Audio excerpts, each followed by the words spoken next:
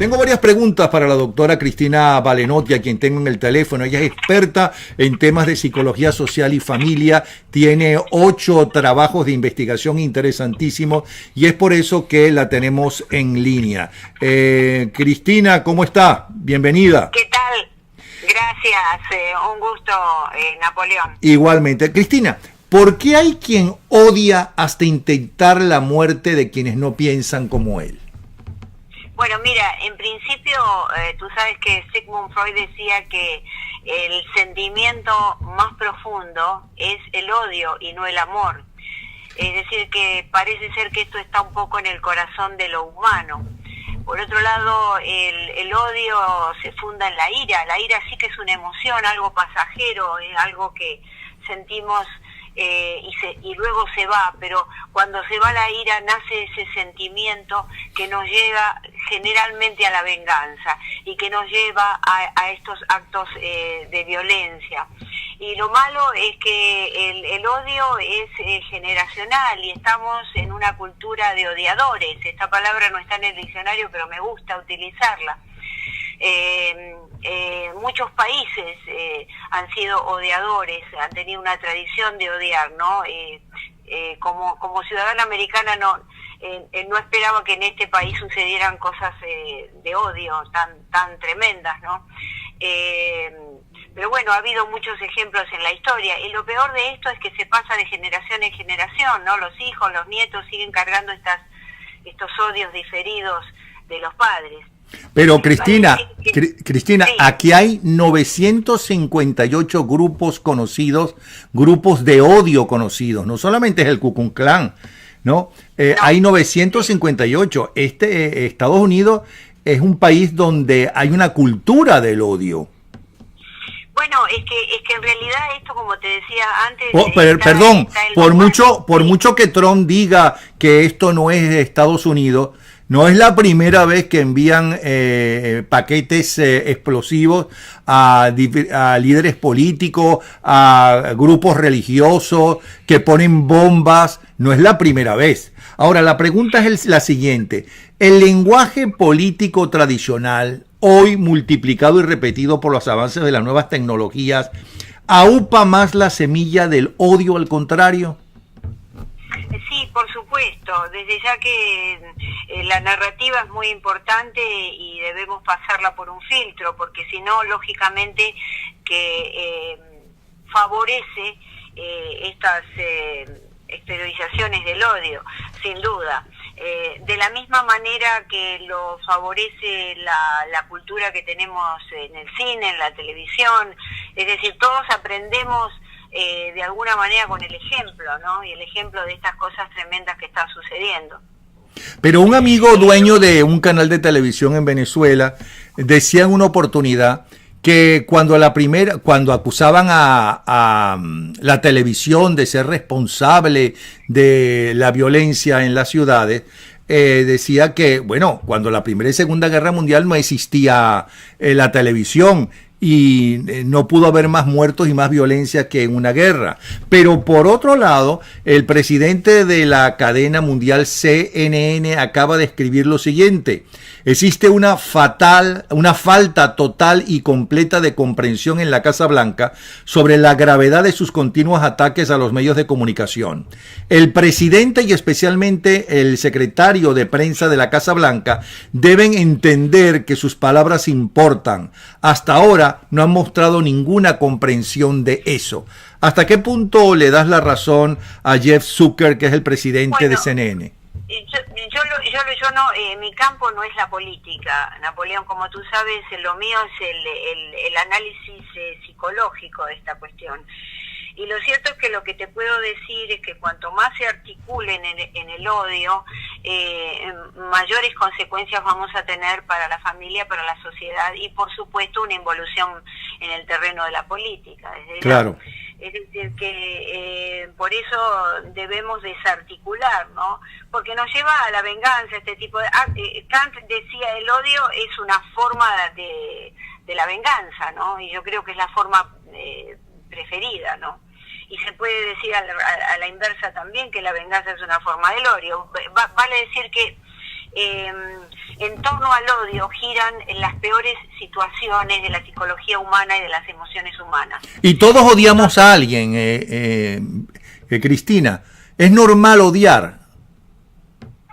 Es normal porque, como ya había descubierto Freud y otros investigadores, el odio es un sentimiento fuerte y la característica del sentimiento es que es duradero, y que cuando es realmente muy articulado, como te decía, pasa de generación en generación y no lo podemos cortar, porque entonces nuestros hijos son los que siguen con ese odio, ¿verdad?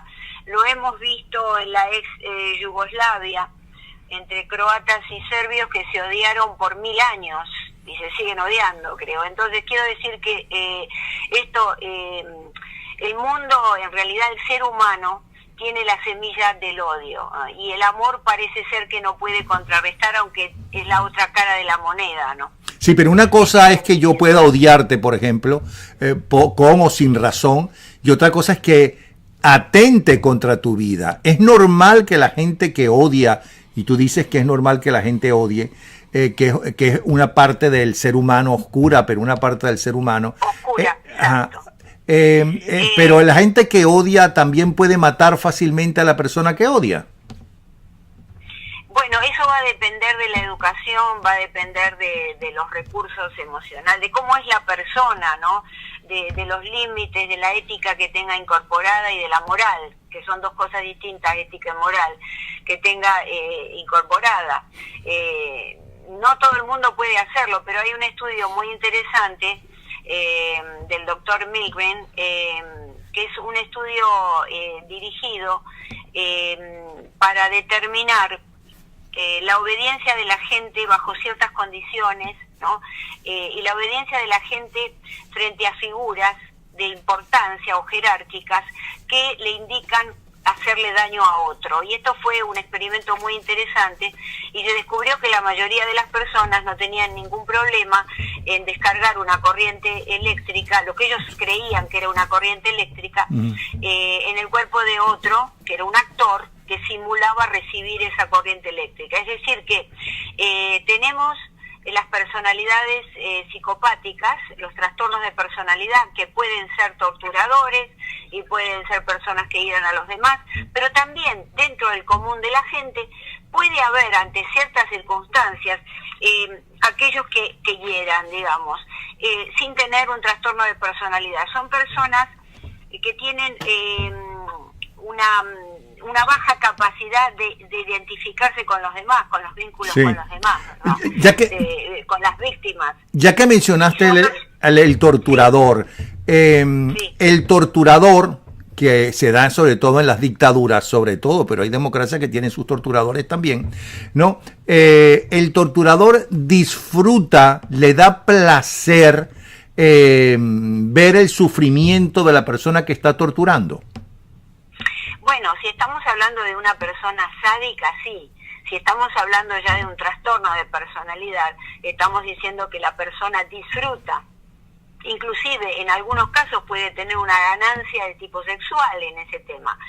Pero si hablamos de la otra población que yo te comentaba, los individuos comunes que ante ciertas circunstancias pueden llegar a torturar, no a torturar, pero a herir al otro, sí. Digamos, también se puede ver, digamos, y no hay allí una perversión, no hay allí un trastorno de conducta. Pueden llegar a sentir, digamos, yo no sé si sienten placer, pero sí siguen una orden, son obedientes a una orden y a una persona que para ellos es una figura de autoridad. Este estudio lo hizo Milgren para ver si todos aquellos que cometieron o que siguieron a Eichmann en el Holocausto eran realmente responsables de eso, es decir, o si lo hacían por gusto, porque eran sádicos, o lo hacían porque seguían una orden. Ahora bien, es decir, ¿y a qué conclusión llegó? ¿Y a qué conclusión llegó?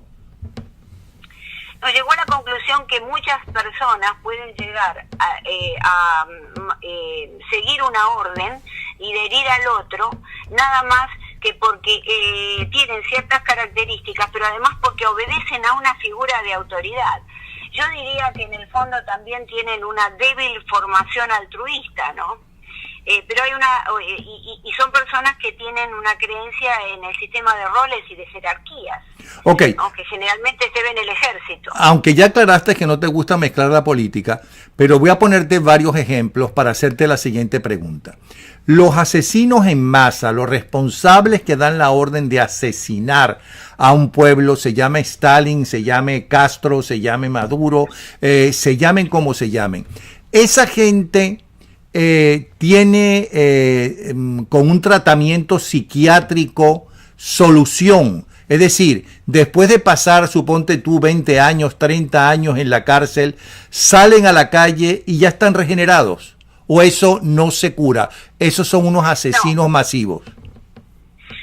Lo que pasa es que hay ciertos desórdenes psiquiátricos que son muy difíciles de revertir, particularmente en los psicópatas, porque el psicópata no tiene empatía y por eso, porque no le importa lo que siente el otro, puede cometer atrocidades. Entonces, pero como no tiene empatía, no puede tampoco empatizar con el psicoterapeuta o con el psiquiatra. Por lo tanto, y ese es el ABC del primer paso hacia la mejoría, digamos, poder tener una relación de afecto con el psicoterapeuta, ¿no? Ok, pero si esos asesinos masivos, esos asesinos no tienen cura, aunque pasen muchos años en la cárcel, eso es muy costoso, el mantenimiento de esa gente.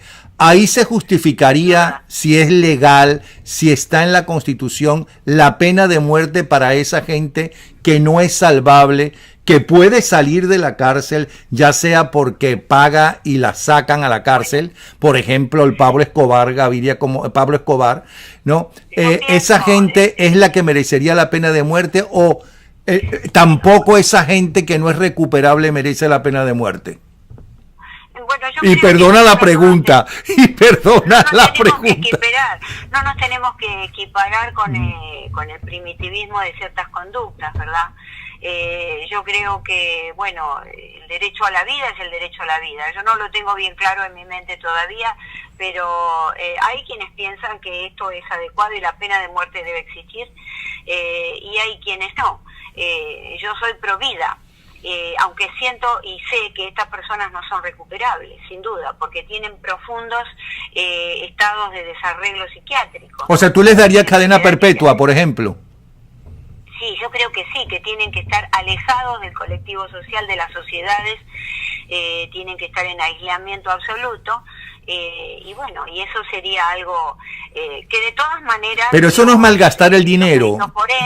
Pero Cristina, eso no es malgastar el dinero si esa gente no es recuperable. Si la prisión es una sanción, pero para que salga el preso regenerado, eso en teoría, y esa gente en las mejores circunstancias y en las mejores prisiones no van a ser regenerados porque es un problema psiquiátrico, ¿se debe gastar tanto dinero como para que estén toda su vida mantenidos? Bueno, no te puedo decir eso porque no soy experta en el tema, eso sí. No lo sé, de modo que esa es una pregunta que quizás debieras hacérsela a otra persona, un economista o alguien que maneje esas cuestiones. Yo simplemente te puedo decir que va a depender del trastorno que tenga psiquiátrico. Por ejemplo, un psicópata no es recuperable, un psicótico no es recuperable. Hay ciertos trastornos que además conviven con patologías morales que son muy difíciles de revertir. Pero yo creo que debemos ser pro vida, ¿no? Lógicamente. Yo no tengo muy clara esa cuestión de la pena de muerte. Sin duda que si vemos a ciertos personajes de la historia, nuestro primer impulso, nuestro primer sentimiento o emoción es decir, bueno, esta persona ¿para qué está viviendo, verdad? ¿Para qué la queremos entre nosotros? ¿Por qué nos va a dar determinados gastos? Pero bueno, esas son cuestiones que tienen que resolver las personas que están en el campo del que tú estás hablando. Claro. Bueno, Cristina, muchísimas gracias por tu intervención y por tu comentario, ¿sí? Un abrazo. Bueno, un abrazo, gracias a ti. Cristina, la doctora Cristina Balenotti.